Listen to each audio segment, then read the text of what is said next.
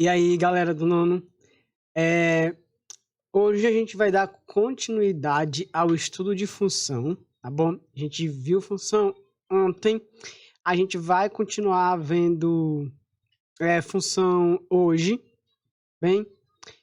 No assunto de função, ontem não, né? A gente viu função antes de ontem, né? No caso, hoje a gente vai ver ainda o conceito de função.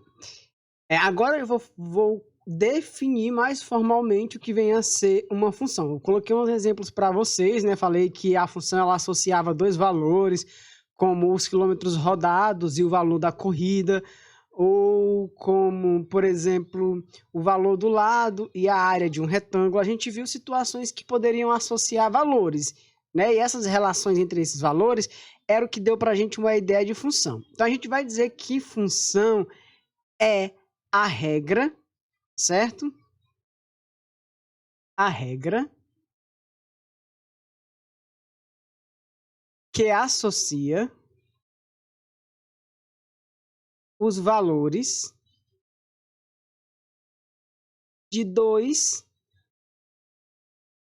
conjuntos A e B dados, certo? E essa associação de valores é representada por um par ordenado. Esta relação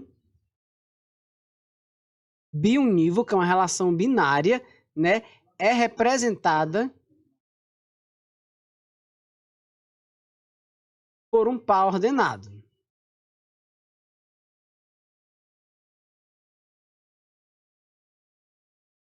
Que a gente comumente chama de XY, mas pode ser quaisquer dois números ou duas letras que seja representada assim no parêntese. Então, se eu tenho dois conjuntos e uma regra associa os valores desse conjunto, então o que eu tenho é uma função. Ou seja, dado um conjunto A, melhorar esse círculo, dado um conjunto A e um conjunto B, certo?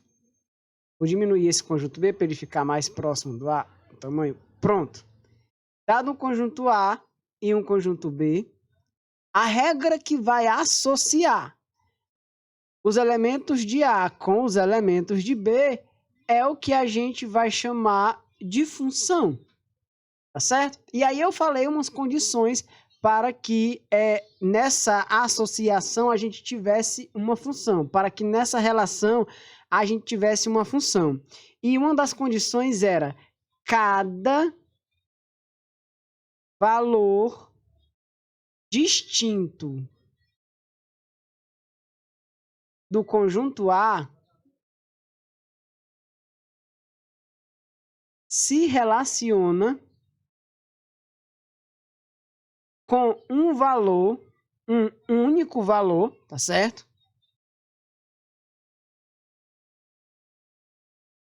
Do conjunto B. Esse conjunto A e esse conjunto B, aqui na definição de função, eu dei um nome para vocês. Eu chamei de domínio e de contradomínio, ou o conjunto de partida e o conjunto de chegada. A é o conjunto de partida e B é o conjunto de chegada. Ou melhor, a gente chama A de domínio e o B a gente chama de contradomínio.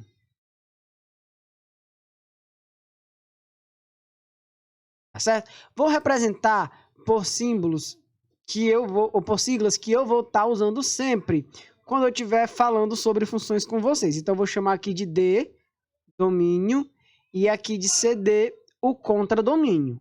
Tá certo? Então, a gente pode ainda representar essa função dizendo que isso aqui é uma função do conjunto A sobre o conjunto B. Ou seja, vai existir uma regra que associa todos os elementos do conjunto A aos elementos do conjunto B. Precisa ser todos os elementos do conjunto B? Não. E a gente viu isso na outra aula. tá certo? Então, daqui a gente agora pode pegar alguns exemplos do que vem a ser função. Exemplo, seja f de A em B uma função onde x pertence a A e y pertence a B, dada a regra y é igual a 2x mais 1. Então, veja só. O que eu tenho aqui é uma função que relaciona os elementos do conjunto A aos elementos do conjunto B de acordo com a regra. Qual é a regra? Os valores de y é 2 vezes os valores de x mais 1. Os valores de x pertencem ao conjunto A e os valores de y pertencem ao conjunto B. O conjunto A é dado por menos 2, 1, 2 e 3. Ok? E o conjunto B é igual ao conjunto dos números reais. Então, vamos associar os valores de A aos valores de B. Então, por exemplo, para um x igual a menos 2, o que vamos ter? Y é igual a 2 vezes, eu vou pegar primeiro para o x igual a menos 2. X não são os valores pertencentes a A. 2 vezes menos 2, eu estou substituindo aqui, ó, mais 1. 2 vezes menos 2 é menos 4, mais 1. Menos 4 mais 1 é menos 3. Ok? Vamos fazer agora para o y igual a 1. Agora para o y igual a 1. 2 vezes 1 mais 1. 2 vezes 1 é 2. 2 mais 1, a gente vai ter um y igual a 3. Certo? Agora vamos fazer para o y igual a 2. Para o x igual a 2. 2 vezes 2 mais 1. 2 vezes 2 é 4. Mais 1. Então, a gente vai ter que o y é igual a 5. Certo? E vamos para o y igual a 3. 2 vezes 3, o x igual a 3. 2 vezes 3, mais 1, 6, mais 1, 7. Se a gente fosse representar isso aqui pelo diagrama de flecha, tá certo? Que é aquele diagrama que eu coloquei no início, o que é que a gente teria? A gente teria o conjunto A, certo? E o conjunto B. Lembrando que esse conjunto B, ele é todo o conjunto dos números reais, tá certo? Ele tem aqui infinitos números, certo? E aqui o conjunto A. O conjunto A é um conjunto finito. Ele é formado pelos elementos menos 2, 1, 2, 3. Então, vou escrevê-los aqui. Menos 2. Vou tirar aqui o amarelo, que é muito claro. Menos 2, 1, 2 e 3. O 2, de acordo com a regra, que a regra é essa daqui, ó, y igual a 2x mais 1, ele se relaciona com o menos 3. Então, eu vou colocar aqui o menos 3 e uma seta, que leva o menos 2 até o menos 3. 1, ele se relaciona, ó, quando x for igual a 1, o y deu 3. Então, o 1, nesse caso aqui, se relaciona com o 3. O 2 se relaciona com o 5.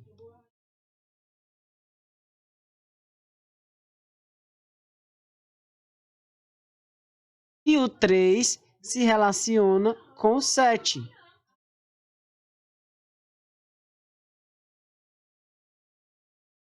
Ok? Então, existe uma função que relaciona os valores de A com os valores de B.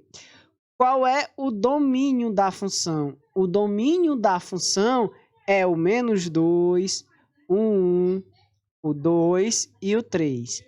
Qual é o contradomínio da função? É todo o segundo conjunto. Lembrando que o segundo conjunto não é formado somente por esses, existem outros números, tá certo? Fora os que já estão aí, existem outros, porque o conjunto B é todo o conjunto dos reais. Então a gente bota aqui conjunto dos reais, é infinito, não tem como a gente escrever todos. E aí a gente entra num outro conceito, que é o conceito de imagem. A imagem de uma função representa o quê? A imagem de uma função são os valores de B, certo? Que se relacionam com A. Ou seja, todo o contradomínio é o conjunto R, mas a imagem são só aqueles elementos que foram ligados, que nesse caso aqui foi o -3, o 3, o 5 e o 7.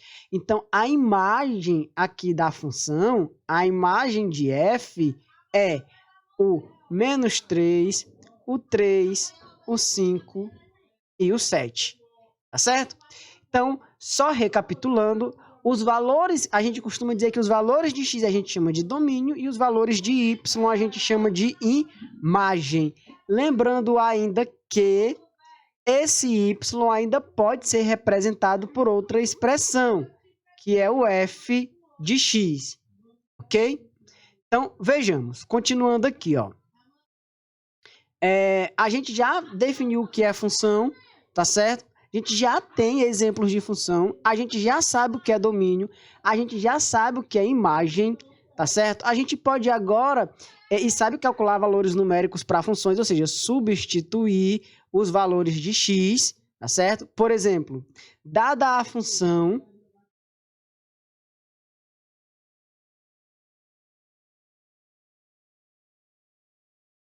f de x igual a -3x mais 7, calcule o f de -2.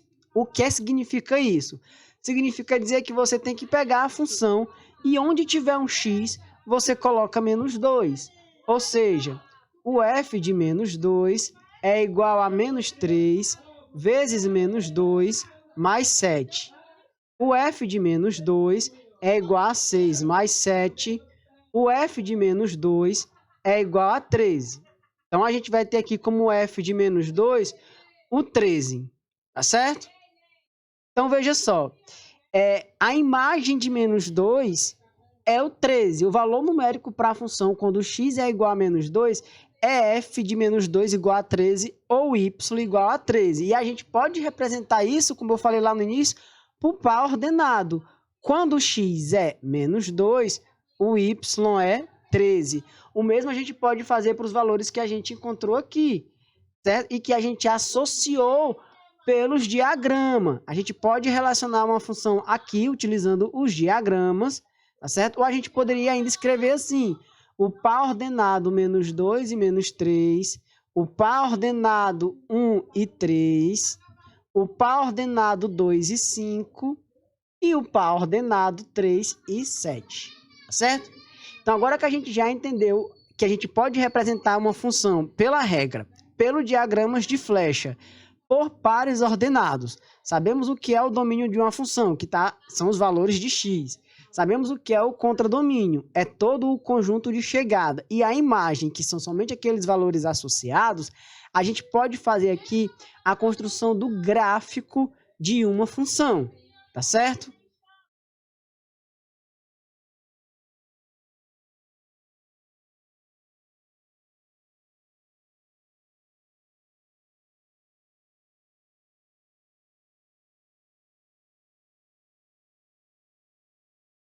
Então, o que é que a gente precisa fazer para construir o gráfico de uma função? Bom, nesse primeiro momento, se a questão não der os valores de x para você, você pode atribuir os valores para x.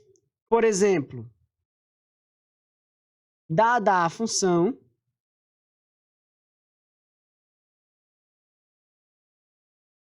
y igual a -2x mais 3, tá certo? E domínio da função igual a -2 1, 3 e 5. Vamos fazer o esboço do gráfico. Faça o esboço do gráfico. Para a gente construir o gráfico, ou seja, para a gente colocar geometricamente uma função no plano cartesiano, a primeira coisa que a gente precisa fazer é ter os pares ordenados, ou seja, é encontrar os valores de y a partir dos valores de x. Como a questão deu os valores de x, deu o domínio, a gente não precisa inventar esses valores, mas se a questão não der, você pode inventar de boa, que os desenhos ficam iguais, embora os valores atribuídos sejam diferentes. Então, é bem prático você fazer uma tabela, ok?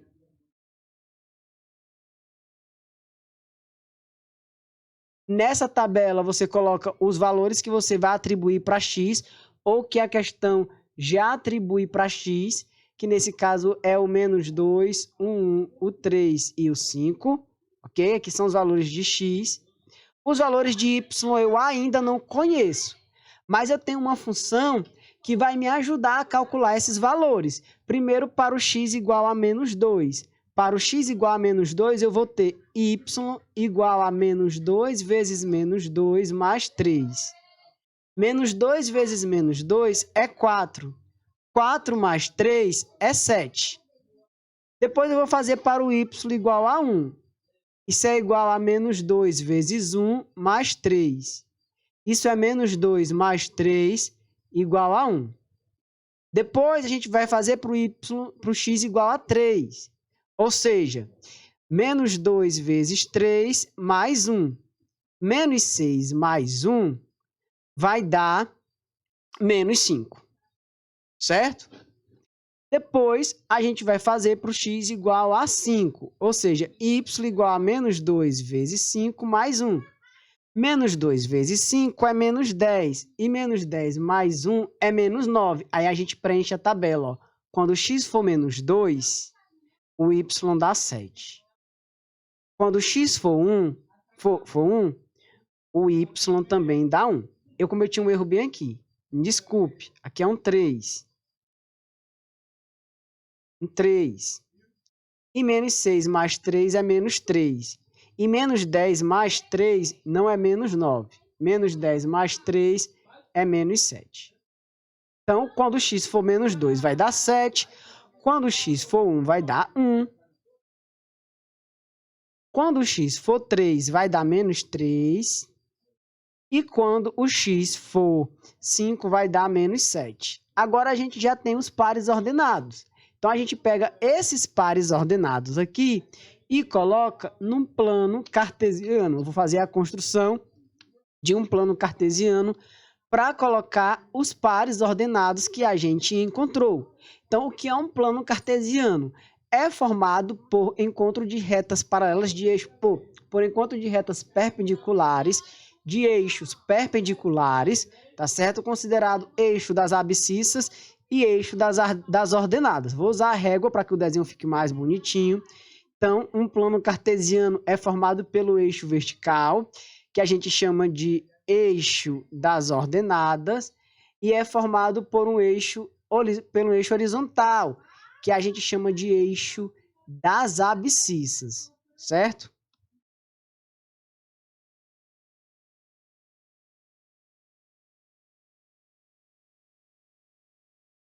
Okay? Então, a gente tem aqui um plano cartesiano, que tem o meu eixo x, que a gente chama de eixo das abscissas, e o eixo y, que a gente chama de eixo das ordenadas.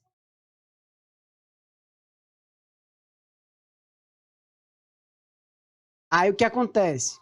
A gente vai pegar e colocar os valores que a gente atribuiu para x, ou que a questão atribuiu para x, que nesse caso foi -2, 1, 3 e 5, ou seja, -2, 1, 3 e 5.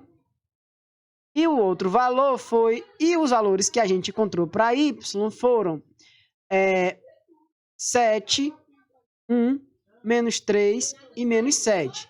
Para ficar mais interessante e ficar proporcionalmente válido, eu vou aumentar um pouco aqui esse plano cartesiano. Certo? 1, 2. Vou descer ele mais um pouco. Eu quero manter a escala, eu quero manter a proporção. Eu quero 7 tracinhos aqui. Então, eu vou descer mais o plano cartesiano.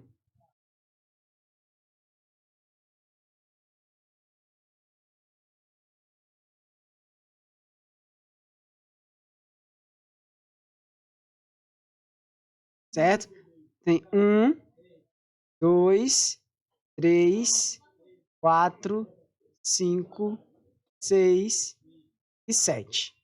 O mesmo eu vou fazer para baixo para colocar os números de 1 até menos 7. Certo? Menos 1, no caso de menos 1 até menos 7. Menos 2, menos 3, menos 4, menos 5, menos 6 e menos 7. Agora a gente vai fazer as associações. Ou seja, o que é que a gente vai fazer aqui? Quando x for menos 2, o y vai dar 7. Ou seja, quando x for menos 2, deixa eu apagar aqui a palavra eixo das ordenadas. Quando x for menos 2, o y vai dar 7. Aí você faz a relação aqui e coloca um ponto. Quando x for 1, o y também dá 1. Quando x for 3, o y dá menos 3. Então, quando x for 3... Quando x for 3... eu voltar aqui. Eu botar a reta no lugar. Saiu sem querer aqui da sua posição inicial. Certo? Deixa eu ver se vai desfazer.